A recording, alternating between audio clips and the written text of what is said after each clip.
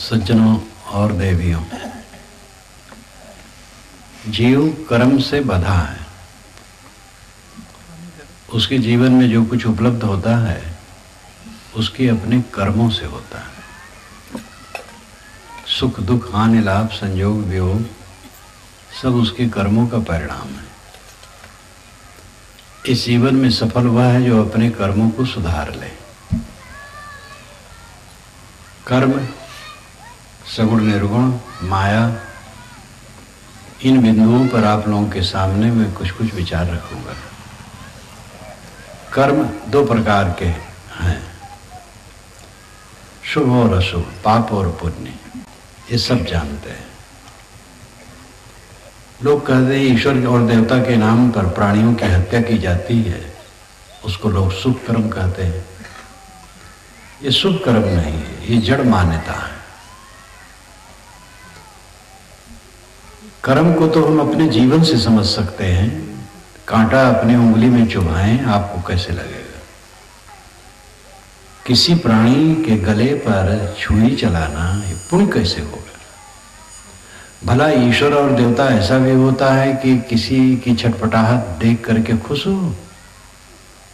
साधारण सज्जन आदमी भी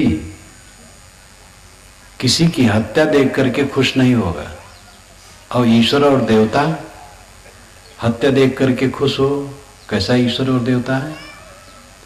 वास्तव में मांस के लिए लोगों की जीभ लपलपाती है, और उसके लिए वो धार्मिक मोहर मार करके ये काम करते हैं कि हमने देवता के नाम पर, ईश्वर के नाम पर चढ़ाया है, वो प्रसाद है। ये सब धांधलेबाजी है। पाप और पुण्य की परिभाषा बहुत साफ है। अपने इंद्रिय और मन को चंचल करना और दूसरे को तकलीफ देना, ये पाप है। आदमी जितना अपने मन इंद्रियों को चंचल करेगा उतना दूसरे को तकलीफ देगा। जो जितना अपने पर संयम करेगा उतना दूसरे को तकलीफ नहीं देगा। पाप और पुण्य बहुत सरल है समझना। किसी की क्षति करना पाप है, कष्ट देना पाप है, क्योंकि आप स्वयं अपनी क्षति और कष्ट नहीं चाहते। पाप की परिभाषा, पुण्य की परिभाषा दोनों साफ है। पाप पुण्य हमसे करवाता कौन है? प्राय लोग कहते हैं ईश्वर सूत्रधार है, हम लोग कठपुतली हैं। वही सब कुछ करवाता है। ईश्वर की इच्छा के बिना तृण नहीं हिलता है। तो जो कुछ हम करते हैं ईश्वर करवाता है, ये जन भाषा है। लेकिन ये भक्ति भावना के जोश में लोग कहते रहते, सोचता कौन है? दुनिया में जितने सत्कर्म होते हैं उसके लिए तो समाधान है कि ईश्वर करवाता होगा। और दुष्कर्म जो होते हैं वो कौन करवाता है? घूस, ठगी, चोरी, मिलावटबाजी, सामूहिक हत्या, जितने दुराचार दुर्गुण हैं, ईश्वर की इच्छा बिना वो भी नहीं होते होंगे, तो ईश्वर ही करवाता है। पूजा स्थल में लोग पूजा कर रहे हैं और आतंकवादी आते हैं, 50 को भून के चले जाते हैं। ईश्वर करवाता है सब। काम चोरी, घूसखोरी और मुफ्तखोरी ईश्वर करवाता है। वायर में कटिया लगा करके बिजली जलाते हैं, पैसा टैक्स नहीं देते हैं, ईश्वर करवाता है सब। घूस ईश्वर कहता है कि ले लो, चोरी ईश्वर करवाता है। इसलिए ईश्वर सब करवाता है, ये भावुकता है। तकिया कलाम, लोगों का तकिया कलाम। जैसे लोग सोते हैं तो तकिया लगाते हैं, ऐसे बातों में भी लोग तकिया लगाते हैं। अभी इलाहाबाद के कार्यक्रम में था तो एक भक्त आए, उस समय ट्रेन से पटरी से ट्रेन उतर गई थी। कहे साहब आपकी कृपा से ट्रेन पटरी से उतर गई। हम के भैया हमारी कृपा से पटरी से ट्रेन के उतर गई। तो आपकी कृपा से कहने को उनकी आदत, भगवान की कृपा से, आपकी कृपा से लोग कहाँ करते हैं। एक सज्जन आए और कहे महाराज आपकी कृपा से लड़की की शादी कर दी, आपकी कृपा से महाराज भैंस ब्याई है, आपकी कृपा से महाराज पड़वा मर गया।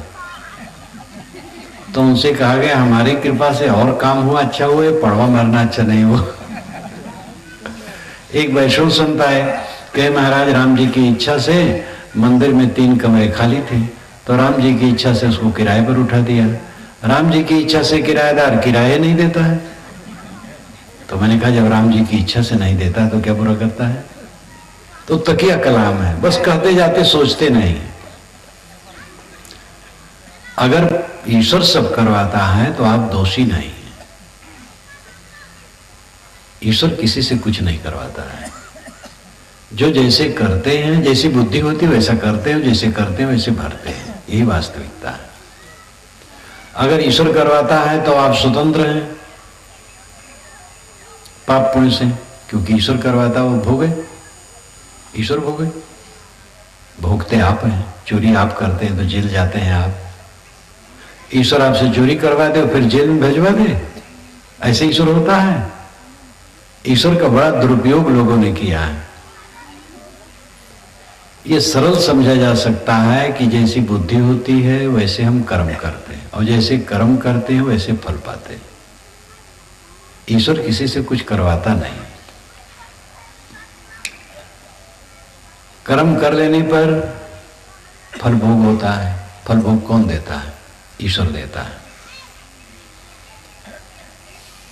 ईश्वर अगर व्यक्ति है तो फल भोग नहीं दे पाएगा। और ईश्वर कहने से लगता है एक व्यक्ति है। व्यक्ति का अर्थ होता है सोचना। व्यक्ति होता है वो सोचता है, और सोच करके वो क्रमशः काम करता है। ये व्यक्ति का लक्षण है। अगर ईश्वर व्यक्ति है तो कर्म फल भोग नहीं दे पाएगा। असंख्य जीव क्षण क्षण देह धरते और छोड़ते हैं। केवल मनुष्य तो जीव नहीं है, कीड़े पतंगे भी जीव हैं। असंख्य जीव क्षण क्षण देह धरते और छोड़ते हैं।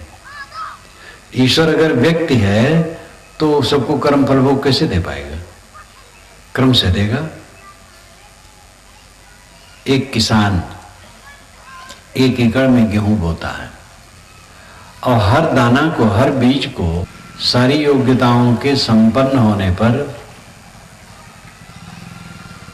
करोड़ों करोड़ों एकड़ के बीज एक साथ उग जाएंगे।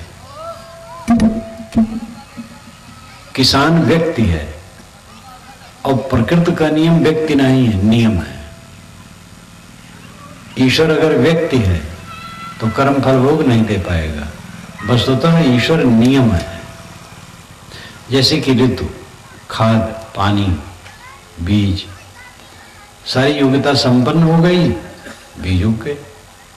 ये नियम से होगा, प्रकृति का नियम है। तो नियम से असंख्य दाने उग जाएंगे। और व्यक्ति अगर करेगा तो एक एक करेगा, तो कैसे होगा? ईश्वर व्यक्ति नहीं है, नियम ईश्वर है। वो नियम स्वयंभू है, अनादि से है, अनंत है, जिसको वैदिक भाषा में ऋत कहते हैं। ऋतस्य तंतुम विततम। ऋत के तंतु सर्वत्र परिपूर्ण है, नियम सर्वत्र परिपूर्ण है। कर्म फल भोग कर्मों के नियमों से होता है। आप ज्यादा भोजन करेंगे तो पेट खराब होगा, कोई आपका पेट खराब नहीं करेगा।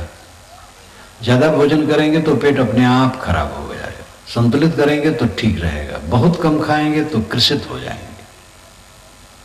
ठंडी गर्मी के ज्यादा सेवन करेंगे शरीर में विघ्न आ जाएगा। संतुलित करेंगे तो विघ्न नहीं आएगा। ईश्वर विश्वव्यापी नियम है, वो व्यक्ति नहीं है।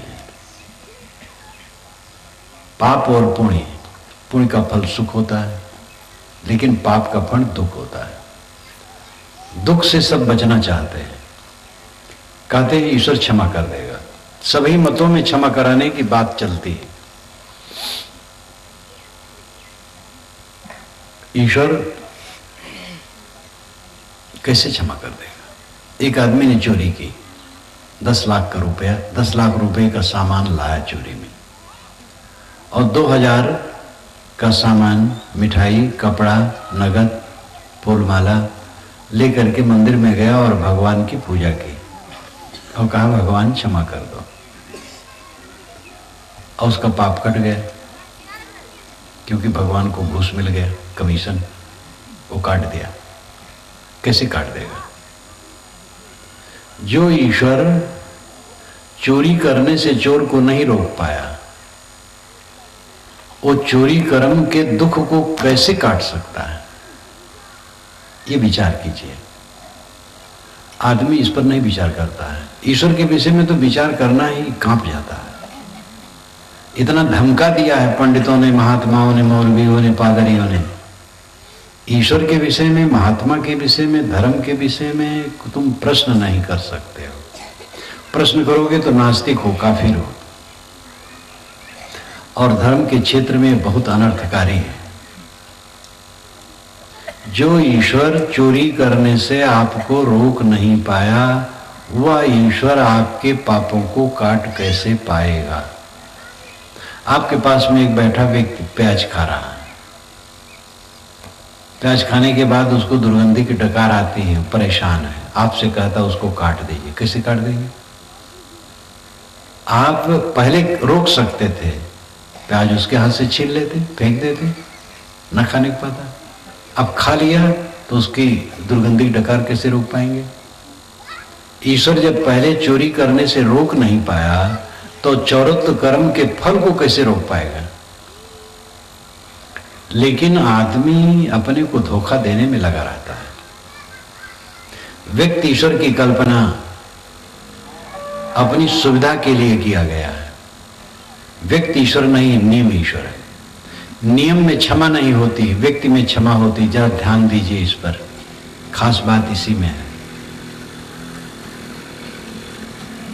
नियम में क्षमा नहीं होती, व्यक्ति क्षमा करता है। एक व्यक्ति को मैंने गाली दी, वो व्यक्ति है, वो क्षमा कर सकता है। मुझे गाली ना दे, मुझे कोई कष्ट ना दे, लेकिन मैंने आग में हाथ रखा तो आग जला देगी, उसका नियम है जलाना। गहरे पानी में उतर गए तो डूब सकते हैं, उसका नियम है डुबाना। नियम में क्षमा नहीं होती है, व्यक्ति में क्षमा होती है, और व्यक्ति में कोप होता है। कोप कृपा दोनों व्यक्ति में होती है, लेकिन नियम में न कृपा है न कोप है।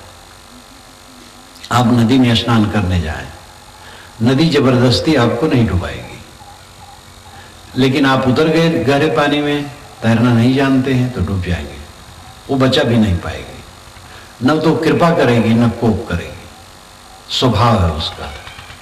आग के पास आप बैठे हैं तो आग आपको पकड़ करके अपने में समेट के नहीं जलाएगी,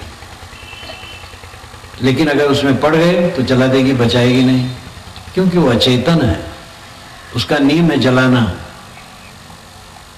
कर्मों का फल वो ऐसे है, जो हम कर्म करते हैं उसका परिणाम हमारे सामने आना पक्का है। इसलिए क्षमा कराने की जो चेष्टा है वो अपने को धोखा देना। क्षमा कराने के न सोचो, ये सोचो कि अब ऐसा बुरा काम नहीं करेंगे। बुरा काम छोड़ देने से उसका फल भी ठंडा हो जाता है। कितने हिस्ट्री सीटर हैं, जब वो चोरी करना छोड़ देते हैं तो बहुत दिनों के बाद थाने से उनका नाम कट जाता है और पुलिस उन पर विश्वास करने लगती है। गलत काम छोड़ देने से रास्ता बदल जाता है। लोग पाप का कर्म करना भी चाहते हैं और उसका फल भोगना नहीं चाहते हैं, और इसके लिए धार्मिकों ने बहुत बड़ा बंदोबस्त कर दिया है सभी धर्मों में, सभी संप्रदायों में, कि अमुक नदी में नहा लो पाप कट जाए, अमुक नाम ले लो पाप कट जाए, अमुक मंत्र जप लो पाप कट जाए। गायत्री मंत्र कभी बुद्धि को सत्प्रेरणा देने के लिए कहा गया था। ऋग्वेद में लगभग 2500 गायत्री मंत्र है, 2500 से कुछ कम है। उसी में एक प्रसिद्ध गायत्री मंत्र है जो विश्वामित्र की रचना है। ऋग्वेद के 3रे मंडल की रचना विश्वामित्र या उनके अनुगामियों द्वारा हुई है, और 7वें मंडल की रचना वशिष्ठ और उनके अनुगामियों द्वारा हुई है। तो विश्वामित्र की रचना यह है, तत्सवितुर्वरेण्यं भर्गो देवस्य धीमे धियो यो नः प्रचोदयात्। उस सविता देवता का हम ध्यान धारण करते हैं जो हमारी बुद्धि को प्रेरता है। ओम भूर्भुवः स्वः पीछे मिलाया गया, ऋग्वेद में ओम भूर्भुवः स्वः नहीं, तत्सवितुर से, तत् वह सवितुर सविता, सविता उसे कहते जो अभी उगा ना हो, ऐसा सूरज। उदयात पूर्वभावी सविता, उदयास्तमय वर्ती सूर्य है, ये साणाचार्य ने भाष्य किया है। उदय के पूर्व सूरज को सविता कहते हैं और उदय से अस्त तक को सूर्य कहते हैं। तो अभी उदय नहीं हुआ है सूर्य, उसकी उपासना में विश्वामित्र के कंठ से मंत्र निकला, तत्सवितुर्वरेण्यम, उस सविता, वह सविता वरेण्यम वर्ण करने योग्य, स्वीकारने योग्य है। भर्गो देवस्य, वह शुद्ध स्वरूप देवता का धीमे हम ध्यान धारण करते हैं। यो जो धियो मेरी बुद्धि को प्रचोदया प्रेरता है। सूरज उगता है और सारे संसार को जगा देता है, प्रेरणा देता है, शक्ति देता है, ऊर्जा देता है। इसलिए सूर्य प्रकाश स्वरूप होने की वजह से ज्ञान का मानो प्रतीक है। कितना सुंदर उपदेश है, लेकिन वर्ण व्यवस्था कायम होने पर इसे दीक्षा में मंत्र के रूप में स्वीकारा गया और ओम भूर्भुवः स्वः मिलाया गया। तब से इसकी महिमा बढ़ गई और इतनी बढ़ाई गई कि दिन का पाप जितना है शाम को गायत्री जपो कट जाए और रात भर का पाप सुबह जपो कट जाए। गुरु पत्नी के साथ गमन, हत्या, चोरी, डाका, बदमाशी, जो कुछ भी किए हो, गायत्री जपो कट जाए। खूब गायत्री का दुरुपयोग किया गया। ऐसे राम नाम का दुरुपयोग, ऐसे अन्य का, एक जगह की बात नहीं, एक वर्ग की बात नहीं, एक संप्रदाय की बात नहीं, सब जगह कमजोर आदमी होते हैं और उनके मन को तसल्ली देने के लिए गुरु लोग ऐसा प्रपंच कर देते हैं कि कर्म सिद्धांत ढीला हो जाता है। गंगा में नहाने से तर जाए, अयोध्या में शरीर छोड़ देने से तर जाए, काशी में शरीर छोड़ देने से तर जाए, अवध तजे तन नहीं संसारा, चारि खानी जग जीव अपारा, अवध तजे तन नहीं संसारा। गोस्वामी जी कहते हैं चार खानी के जीव, मच्छर भुनगा कोई भी हो, जो अयोध्या में शरीर छोड़ देगा वो संसार में नहीं आएगा, मुक्त हो जाएगा। अभी कितनी गलत बात है। वही गोस्वामी जी जब तीर्थों से घबराए तब लिखे, सुर सुदनन तीरथ पुर निपट कुकाज कुलाज, मनो मवासे मारी कल राजत सहित समाज। सुर सुदनन देव मंदिरों में, तीर्थों में, पुरियों में निपट कुकर्म कुलज्जा पूर्वक काम हो रहे हैं। मानो कलिकाल सेना ले करके, किला रोप करके तीर्थों में बैठा है।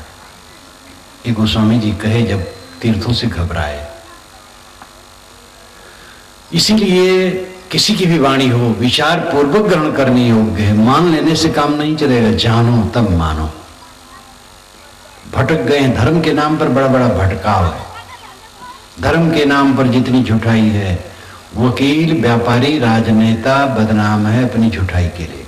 वकील बहुत झूठ बोलता है, नेता झूठ बोलते हैं, व्यापारी झूठ बोलते हैं, धार्मिक उससे ज्यादा झूठ बोलते हैं और अपने झूठ पर वो पूजे जाते हैं। जितना झूठ बोले उतना पूजे जाए। हमारे गुरु जी 500 वर्ष के हैं, ये कह देने से लोगों में दबदबा हो जाता है और ये झूठ है। 100 वर्ष से कम में लोग मर जाते हैं, कोई कोई 100 से ऊपर जाते हैं। इसलिए कई 100 वर्ष, 1000 लाख करोड़ वर्ष कोई नहीं जीता है। गुरु महाराज एक ही समय में कई जगह दिखाई देते हैं, झूठी बात है। गुरु जी मुर्दे को जिला देते हैं, जो चाहे सो कर दें, ये सब बकवास है। लेकिन ऐसी बकवास की बातें लोग कहा करते हैं। अपने गुरु, पीर, महापुरुष, भगवान से सब उल्टी सीधी बातें करवाते रहते हैं। ये सब भ्रम फैलाना है। तो कर्म सिद्धांत को हमें समझने की जरूरत है। कर्म सिद्धांत को समझने की जरूरत है। कोई क्षमा उमा नहीं कर सकता है। हमारा कर्म अपने को खुद भोगना पड़ेगा। साहब ने कहा है अपनों कर्म न मेटो जाई, कर्म का लिखा मिटे धो कैसे, जो जो कूट सिराई। गुरु वशिष्ठ में लगन सुधाय, सूर्य मंत्रिक दीना, जो सीता रघुनाथ पियाही, पलेक संच न कीना। तीन लोक के कर्ता कही, बालिवधो बरियाई, एक समय ऐसी बनी आई, उन्हों अवसर पाई। नारद मुनि को बदन छिपायो, किन्हों कपि को सुरूपा, शिशुपाल की भुजा उपारी, आप भयो हरि ठूठा। पार्वती को बाँझ न कहिए, ईश्वर न कहिए भिखारी, कहीं कबीर कर्ता की बातें, कर्म की बात नहीं नारी। सीता और राम की शादी की लग्न वशिष्ठ, विश्वामित्र और सतानंद तीन मूर्धन्य विद्वान सोते थे और विपत्ति में विपत्ति पड़ी। महाराज राम ने बाली को छिप करके मारा तो कृष्णा अवतार में वे जरा नाम के व्याध से मारे गए, पंडितों ने ही लिखा। विष्णु भगवान ने वृंदा का सतीत्व नष्ट किया तो उसके हिसाब से वो पत्थर हो गए।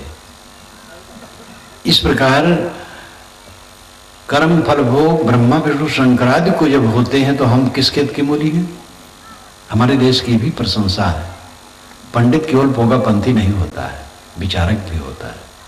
कोई वर्ग का व्यक्ति वर्ग मात्र की निंदा करना गलत है। पंडित हो, मौलवी हो, पादरी हो, ज्ञानी जी हो, महात्मा जी हो, सब में अच्छे होते हैं और गलत हो सकते हैं।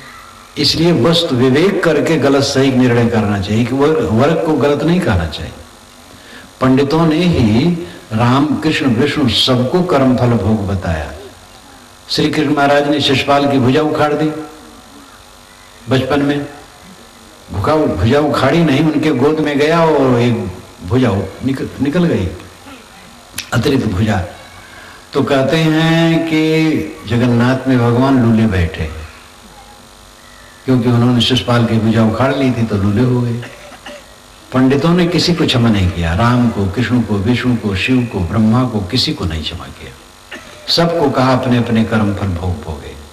और उन्हीं पंडितों ने ये भी कहा कि गंगा में नहाओ सब पाप कट जाएगा, नर्मदा में नाम लेने से सब पाप कट जाएगा।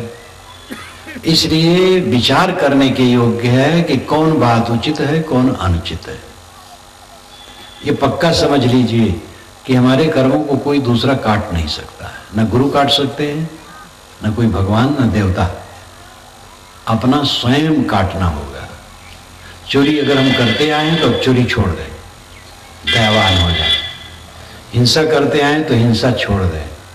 पर स्त्री इत्यादि के प्रति कुदृष्ट रही हो तो अब संयम करें। बुरा रास्ता छोड़ दें, तब सीधा रास्ता मिलेगा। अब बुरा करते जाएं और भगवान भवानी नाम लेते जाओ, वो काटते जाएंगे, बिल्कुल भ्रम है। कबीर साहब इसे बिल्कुल पसंद नहीं करते हैं। उपनिषद के ऋषि भी पसंद नहीं करते हैं। उपनिषद ज्ञान तो हजारों वर्ष पूर्व ऐसा खरा और सही ज्ञान है, लेकिन पंडितों ने इसका विस्तार नहीं किया, कर्मकांड का विस्तार किया, क्योंकि उसमें उनको पूजा ज्यादा मिलने वाली थी, ज्ञान में पूजा ज्यादा नहीं मिलने वाली थी। इसलिए उन्होंने उपनिषदों के खरे ज्ञान का विस्तार नहीं किया और उसकी जरूरत थी। तो कर्म करने के हम जिम्मेदार हैं। हमारी जैसी बुद्धि होगी हमसे कर्म होंगे। इसलिए हमें बुद्धि सुधारना चाहिए और सावधान रहना चाहिए। हमारे अंदर में रिकॉर्डिंग रात दिन चलती है। जो कुछ हम सोचते, बोलते और करते हैं, सब की रिकॉर्डिंग निरंतर चलती है और जाया जाने वाला नहीं है। फल सामने देगा। ऑटोमेटिक अंदर में यंत्र चलता है।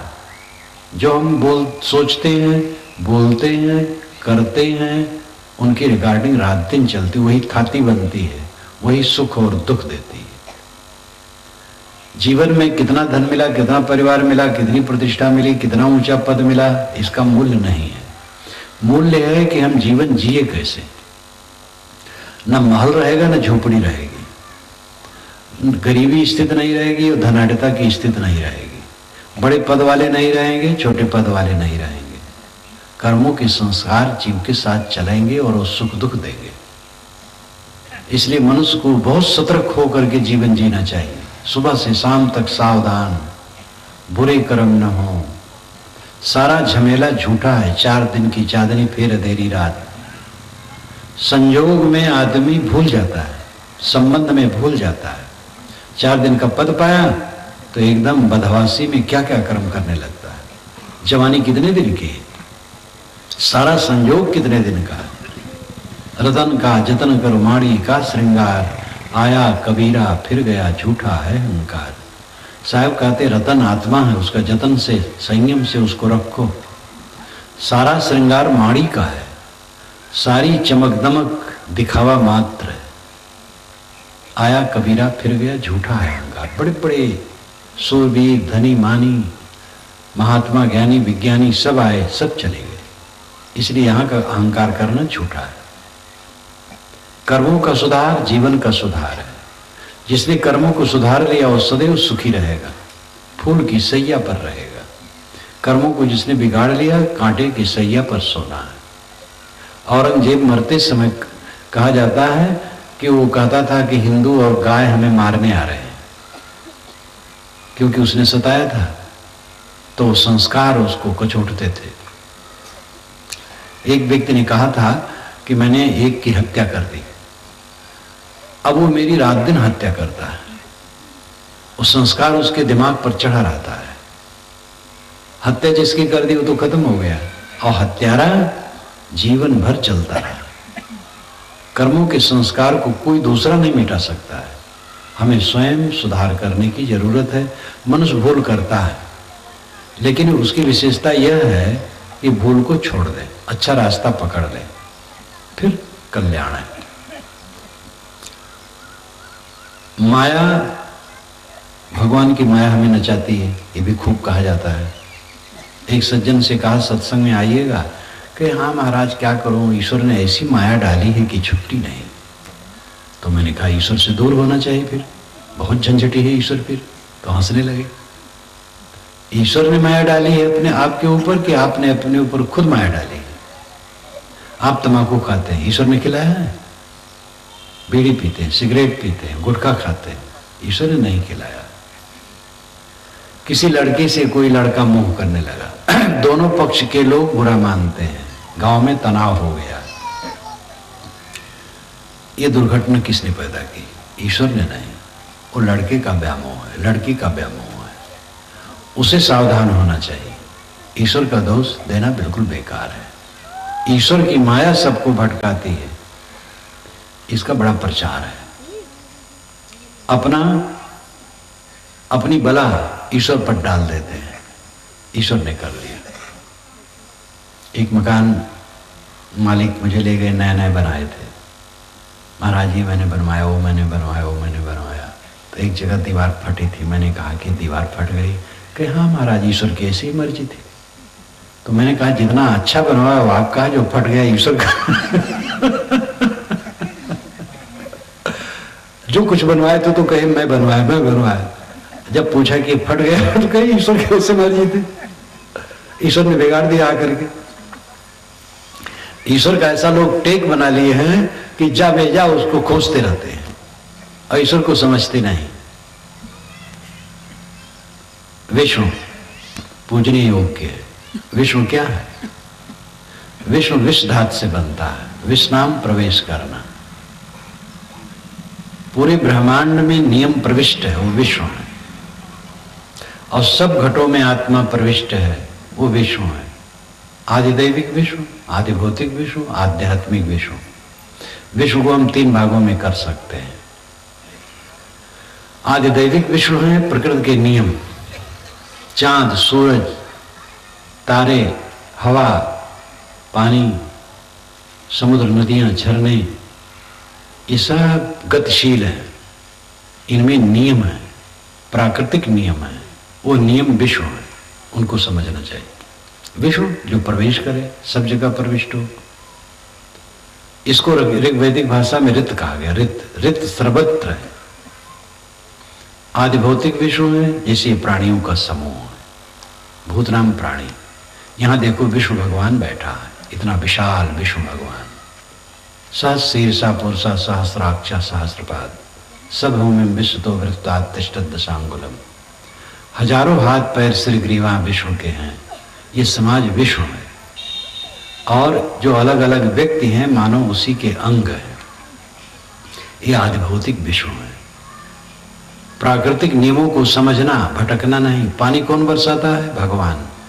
नहीं बरसा रहा है तो गाली देते हैं। कुछ लोग हवन तर्पण करते हैं, कीर्तन करते हैं कि पानी बरसे। आपके हवन तर्पण और कीर्तन से पानी नहीं बरस सकता है। पानी बरसने की जितनी शक्तियां वो जड़ है, उनको ज्ञान नहीं है। जब उनमें स्वाभाविक नियम बैठ जाएगा तो बरसेगा, चाहे आपको हानि हो या लाभ हो। और नहीं नियम बैठेगा तो नहीं बरसेगा, चाहे हानि हो चाहे लाभ हो।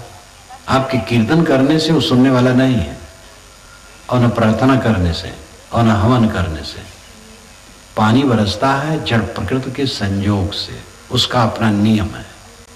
ये विवेक ज्ञान होने से आदमी भटकेगा नहीं। भूत प्रेत नाम की कोई चीज नहीं होती है, केवल कल्पना। इसलिए कोई तकलीफ हो भूत प्रेत चढ़ाने के चक्कर में मत पड़ो। भूत प्रेत नाम की चीज कोई है ही नहीं, केवल भ्रम है। शमशान में रात में जानवर बैठे रहते, उनको भूत प्रेत कुछ नहीं करते हैं। कब्रों में चींटियां रहती, मेढक रहते, छिपकलियां रहते, उनको कुछ भूत प्रेत नहीं करते। अब आप अगर रात में चले जाएं तो हुलिया टाइट हो जाएगी, क्योंकि आपको भ्रम है। भूत प्रेत नाम की कोई चीज नहीं। अंग फड़कने से कोई हानि लाभ नहीं होता, चाहे दाहिना फड़के चाहे बायां फड़के। ये वाय विकार है। छींक होने से कुछ नुकसान नहीं होता, कोई छींक दे, छींकने दो। छूछा घड़ा देखने से, भरा घड़ा देखने से कुछ भी हानि लाभ नहीं होता है। जोगनी दाहिने बाएं है, बिल्कुल झूठ है। दिशा शूल नाम की कोई चीज नहीं होती। सब दिशाओं में सब दिन लोग जाते हैं, तो सब क्या सब मर जाते हैं? ये सब कुछ नहीं है। इतना अंधविश्वास का घटा टोप लोगों पर ढका हुआ है कि लोग एकदम दिग्भ्रमित हैं। ये सब नियम को न समझने से ऐसा भ्रम है। विश्व के नियम को समझना, जड़ चेतन के भेद को समझना चाहिए। कोई देवता आपके आपके ऊपर आकाश में तैरता नहीं जो आपको चढ़ बैठे। प्राकृतिक शक्तियों को देव कहा गया है वेदों में, तो उनसे सावधान रहो। आग से, हवा से, पानी से सावधान रहो, विवेक पूर्वक उनका उपयोग करो। और दूसरे देव हैं प्राणी, उनके साथ सुंदर बर्ताव करो। तो विष्णु भगवान जो आदि भौतिक विष्णु भगवान है, प्राणियों का समूह, उसके साथ सुंदर बर्ताव करना, ये विष्णु उपासना है। भारत माता की आरती उतारी जाए। भारत माता एक सुंदरी युवती, करीब 25-30 वर्ष की उम्र जैसी, चित्र बना लिया जाता है। तिरंगा झंडा दे दिया जाता है उसके हाथ में, खड़ी होती है, वंदे मातरम लिखा रहता है। अब अगर उसकी हम पूजा करें, आरती करें और कहें हम भारत माता की सेवा करते हैं, तो यह धोखा है। भारत माता का सेवक वह है जो कन्याकुमारी से कश्मीर और पंजाब से बंगाल तक के व्यक्तियों, प्राणियों के प्रति हमदर्द है। ये नहीं कि खाली हिंदू के लिए, हिंदू, मुसलमान, ईसाई, यहूदी कोई भी हो, ब्राह्मण, शूद्र कोई भी हो, सबके लिए हमदर्द है। वो भारत माता का भक्त है। ऐसे संघ चक्रधा पद्मधारी चतुर्भुज विष्णु का चित्र बना लिया गया, उसकी पूजा की गई। हम कहें विष्णु की हम पूजा कर रहे हैं, तो एक प्रतीक उपासना हुई। विष्णु की पूजा करने वाला वह है जो प्राणी मात्र को भगवत स्वरूप समझता है, वो विष्णु का उपासक। बाहर विष्णु ये प्राणियों का समूह है, भीतर विष्णु आत्मा है, सगुण निर्गुण, और सगुण निर्गुण से परे है। कबीर साहब ने कहा है, सरगुण की कर सेवा, निर्गुण का कर ज्ञान, सरगुण निर्गुण से परे तहां हमारा ध्यान।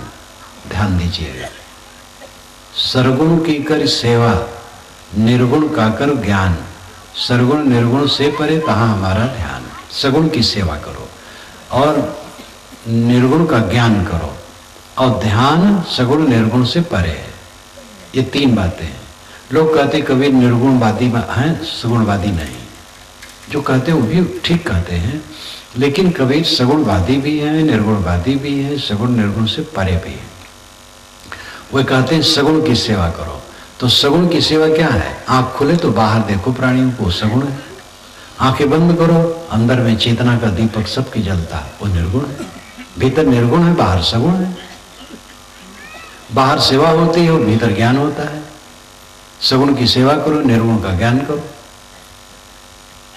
आंखें खुले, सुबह नींद खुले, घर में माता पिता, पत्नी, भाई, बच्चे, नौकर, स्वामी, जानवर भी जो पाले हो, सबको भगवत स्वरूप समझो।